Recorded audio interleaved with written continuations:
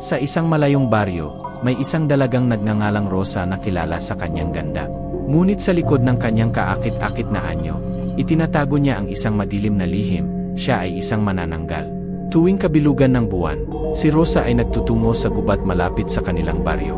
Dito niya tinatanggal ang kanyang katawan mula sa baywang pababa, at ang kanyang itaas na bahagi ay lumilipad palayo upang maghanap ng biktima.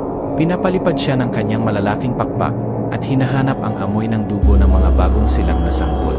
Isang gabi, si Mario, isang batang magsasaka, ay nagdesisyong sundan si Rosa dahil napansin niya ang kakaibang kilos nito tuwing gabi. Sinundan niya ito hanggang sa gubat at doon, sa ilalim ng liwanag ng buwan, nakita niya ang nakakatakot na tanawin, si Rosa na nagiging manananggal. Kitang-kita niya kung paano tinanggal ni Rosa ang kanyang katawan mula sa baywang at nagbagong anyo bilang isang nakakatakot na nilalang na may malalaking pakpak. Napalunok si Mario sa takot, ngunit alam niyang kailangan niyang gumawa ng paraan upang mapigilan si Rosa. Nagsunog siya ng bawang at asin, at inihagis ito sa hiwalay na kalahati ng katawan ni Rosa. Ang bawang at asin ay tumama sa kanyang katawan at nagsimulang umusok, na para bang sinusunog ito.